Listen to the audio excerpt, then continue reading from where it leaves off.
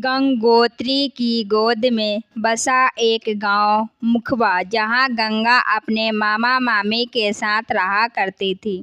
सालों पहले गांव में आई बाढ़ में गंगा के माता पिता बह गए थे। उस समय वे बहुत छोटी थी। इस घटना के बाद उसके मामा मामी ने ही उसे पाल पोस कर बड़ा किया था। गंगा बहुत ही मासूम थी, जो हमेशा वादियों और नदियों को अपना दोस्त मानती, उनसे बातें करती। उसे यकीन था कि प्रकृति उसे कभी धोखा नहीं देगी। लेकिन एक दिन गंगा की जिंदगी पूरी तरह से बदल गई।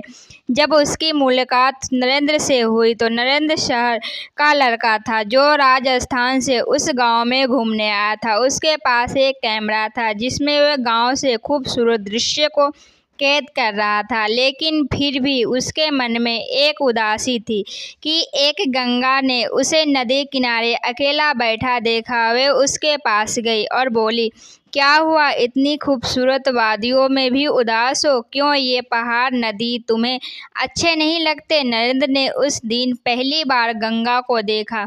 कांच जैसी आंखें, गोरा बदन और लाल सेब जैसे गाल। गंगा देखने में किसी अप्सरा से कम नहीं थी। उसने धीमी आवाज से कहा, कुछ दिन पहले ही मेरे दादा दादी देहांत हुआ है। मरने से पहले उनकी इच्छा थी कि वे गंगोत्री का दर्शन करें, पर काम में बिजी रहने की वजह से हम उनको से यह इच्छा पूरी नहीं कर पाए। मैं उन्हें यहाँ लाना चाहता हूँ, पर किस्मत का खेल देखो, अब बस उनकी अस्थियां हैं। इन्हें मैं गंगा में प्रभावित करना चाहता हूँ, ताकि उनकी आत्मा को संतुष्ट मिले। नरेंद्र ने की बात सुनकर गंगा मुस्कुराते हुए बोली, यह सिर्फ नदी नहीं है, माँ है, जो कि हर किसी को अपने गोद में बसा लेती है। तभी भी अपने दादा की अस्थियां को इसके हवाले कर दो, देखना उनके जरूर शांति मिलेगी और इस तरह से तुम अपने दादाजी की अंतिम इच्छा पूरी कर पाओगे। गंगा की बातें नरेंद्र को जख्म पर मरहम सी लगी। नरेंद्र 15 दिन के टूर पर आया था और गांव के बाहर ही उनका कैंप था। दोनों अब रोज मिलने लगे। गंगा की खूबसूरती नरेंद्र को अपना दीवाना बना रही थी। वही नरेंद्र का भोलापन गंगा का दिल जीत रहा था। इन 15 दिनों में जोया ने उन्हें अपनी सारी पसंदीदा जगह घुमाई। नदियाँ, जंगल, झील, पहाड़, प्रकृति का इतना सुंदर रूप देखकर नरेंद्र बहुत ही खुश था।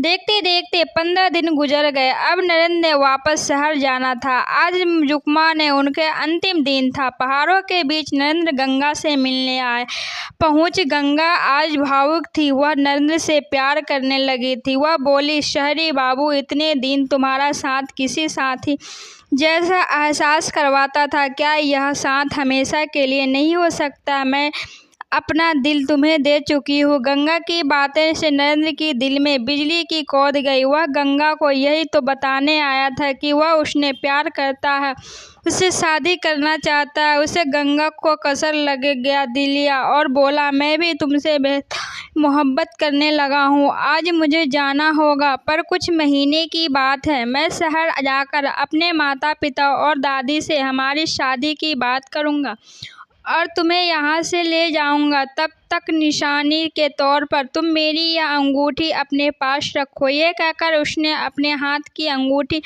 गंगा को पहना दी। शाम होते ही नरेंद्र अपने गुट के साथ राजस्थान की ओर निकल गया। घर जाकर उसने अपने परिवार से गंगा की शादी करने की बात कही। नरेंद्र के घर वाले एक गांव की लड़की के साथ उसकी शादी करवाने के लिए राजी नहीं हुए। उन्होंने ब्लैकमेल करने लगे कि अगर वह उस लड़की को इस घर में लाया तो वे घर छोड़ देंगे। लेकिन नरेंद्र दिन रात अपने घर वाले को मनाने की कोशिश करने लगा। गंगा की बात सुनकर नरेंद्र सोचने लगा, गंगा की इस हालत का जिम्मेदार मैं हूँ। मेरे प्यार और वादे के लिए वे यहाँ आए थे, पर अब उसके साथ कुछ भी गलत नहीं होगा। वह उसने अपने घर वाले घर ले गया, जहाँ उसके माता पिता ने उनकी शादी का विरोध किया गया। लेकिन जब गंगा ने उनसे बात की, उन्हें अपने प्यार की पवित्रता के बारे में बताया, तो वह शादी के लिए राजी हो गए। दोनों के प्यार में बहुत मुश्किलें आई पर अंत में दोनों की शादी हो गई। शादी के 1 साल बाद उन्हें एक बच्चा हुआ जिसका नाम उन्हें गौरव रखा। अब गंगा और नरेंद्र अपने परिवार के साथ हंसी खुशी अपना जीवन बिता रहे थे। आपको ये कहानी कैसी लगी? अगर अच्छी लगी हो तो लाइक शेयर सब्सक्राइब और कमेंट कीजिएगा। धन्यवाद दोस्तों।